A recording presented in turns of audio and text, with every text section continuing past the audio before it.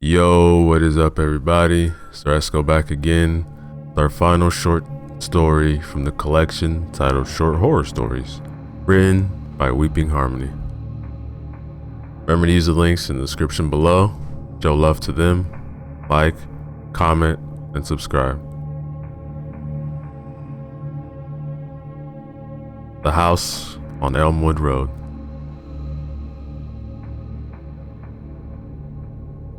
Ever since I moved here, I heard the stories. The stories of a house on Elmwood Road. A house abandoned 100 years ago. A house slowly being consumed by the elements, slowly decaying and turning back into the materials it's made of. No one went into that house. No one dared even ride their bike past the property. But me and my only friend Jacob did dare. We were entranced by the mystery of the house and intrigued by the history. Every day after school, we were in the town library looking for anything on the house. But there was nothing. It seemed as if the house just appeared in town and no one spoke of it. Jacob, there's literally nothing on this house, man. What if we just go to the house, Samantha? He asked in response. That's when I knew my best friend was a genius. We rode our bikes all the way to Elmwood Road. There was only one house on Elmwood Road. Everything else was trees and overgrown shrubs. When we got there, we hid our bikes behind some bushes and walked on to the front porch. The house loomed above us with an almost terrifying presence. Jacob took courage though and pushed the front door open.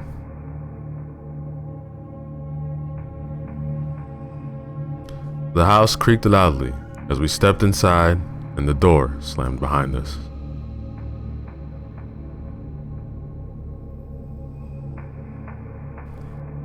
The house was filled with furniture covered in white sheets. Candles were sitting on many tables in the front room. A few books were scattered about. The room opened to a dining area, old chairs and a table. There was a centerpiece with dead flowers and extremely decomposed fruit. It looked like the place was just abandoned. Jacob found a staircase that led to the upstairs, which he decided to explore. I, though, walked down a hallway that branched off the dining room.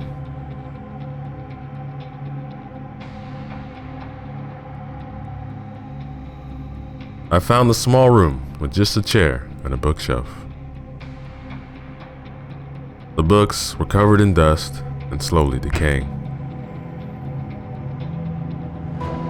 Just as I was about to grab a book off the shelf, Jacob came thundering down the stairs, screaming for me. Samantha? Samantha? What? Shh, be quiet. Look, I figured something out about this house. Something huge. Okay, spill. This house was owned by a pastor and his wife. There are Bibles and crosses all over the place. But they had a daughter, and they apparently locked her in her room and left her to die. When she did, they burned her body and boarded up her room.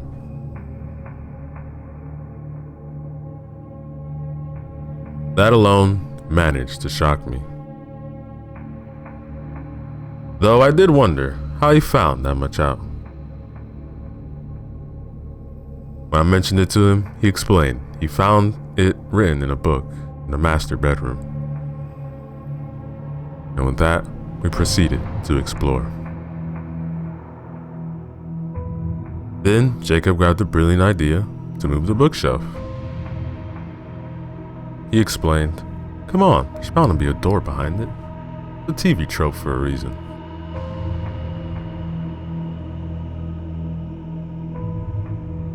When he moved the bookshelf, there wasn't a door behind it, but instead a trap door below it. I knew I wanted to climb down, so I pried open the door and climbed down to the dark abyss.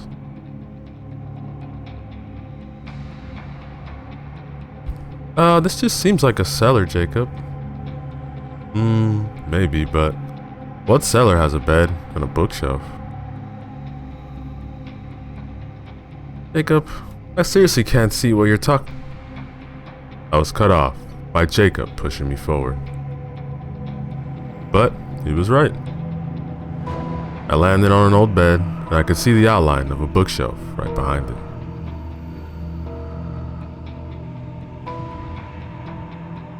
Jacob tried to sit next to me, but was startled to find there was a book laying on the bed.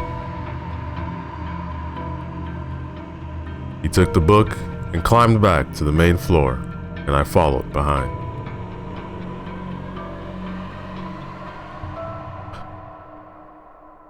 No one believes me. I'm not a witch. What? It's what's written here. It says my parents locked me in here to starve. I'm not a witch. Her parents were pastors. They must have gotten the wrong idea. Yeah, it says here it was all that boy's fault. He confused me.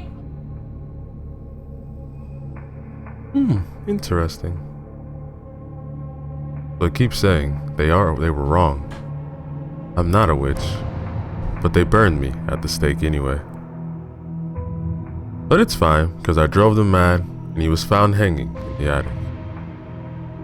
The attic. The attic. That's where he was found, and I was never found. Jacob? What the hell?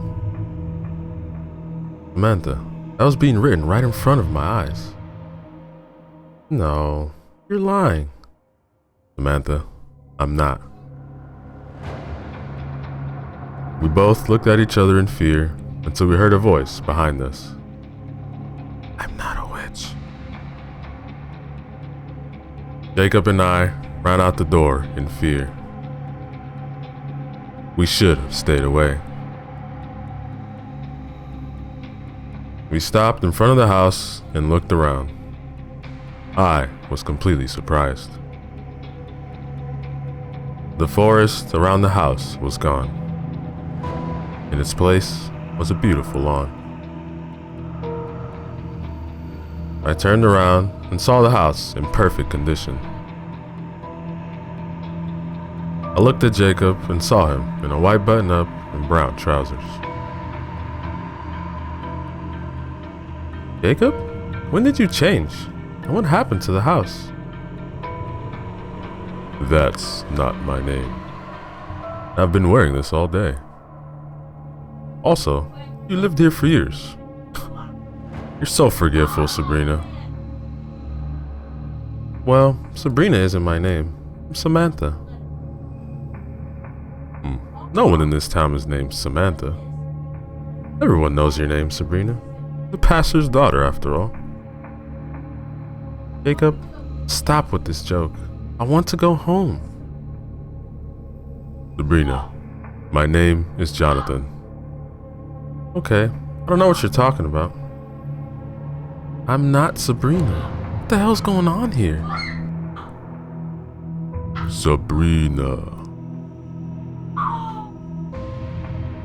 I turned around and saw a tall man with broad shoulders looming over me and Jacob. I stood there, stunned. Jacob nudged me in the side and mouthed to me. It's your dad. Say something.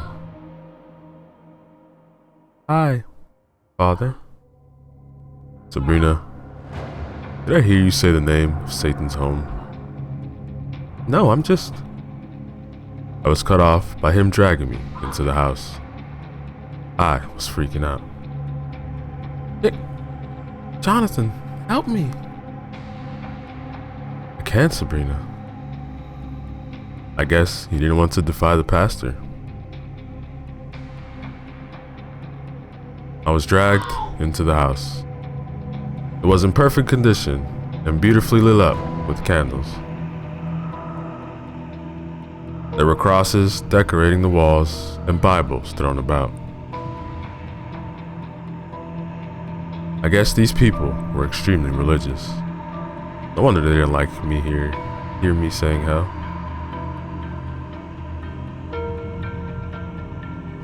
The man pulled me into the small room, the bookshelf. He pushed it out of the way and opened the trap door underneath. He then proceeded to toss me into the darkness. But to my surprise, when I landed, the room was lit by a few candles. In the candlelight, I could see the same bed and bookshelf before me, with the additions of pentagrams scattered around the place, including one large one on the floor. It was drawn in red, and there was a large bloody knife in the center. So, the pastor's daughter is a Satan worshiper, not a witch.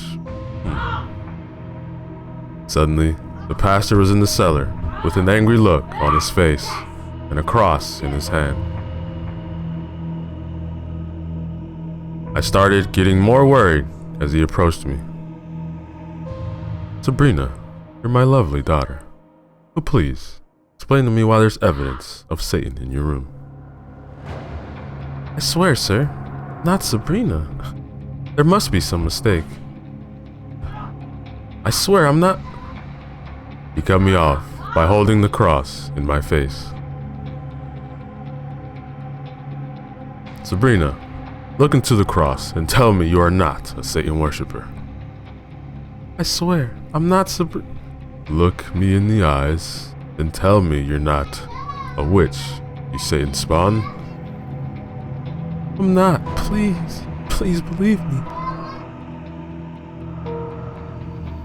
I'm sorry, there is only one way to cleanse the soul of witchcraft and Satan. He grabbed me again and began to drag me back to the main floor and out of the house. Jacob, or Jonathan, was waiting outside and looked worried. As I was dragged further and further from the house, the pastor kept shouting, "Come see a witch burn at the stake." I was terrified and screaming out that I wasn't Sabrina, but no one listened. We came to what I was guessing to be the town square, where I was tied to a wooden stake with a crown forming around me. I continued to shout and cry that I wasn't a witch and they had the wrong idea, but no one listened. Jacob watched with tears in his eyes. Any last words, witch? I'm not Sabrina, and I'm not a witch. Please, just let me go. Burn her! She's lying! Everyone's voices came together to just loud noise as I looked at Jacob. I pleaded for him not to vouch for me, but he simply looked away, crying even louder.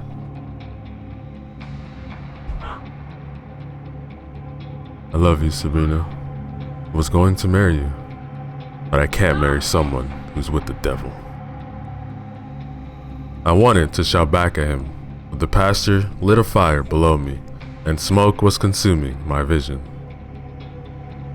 As the flames rose higher, I looked around desperately trying to get Jacob's attention. I managed to get a look at him. I watched as his face became blank, or he jumped back into reality. His face morphed to show fear as he looked at me. "Samantha." It was the last thing I heard before flames were dancing in my face, and everything went black. That, ladies and gentlemen, is the end of our story.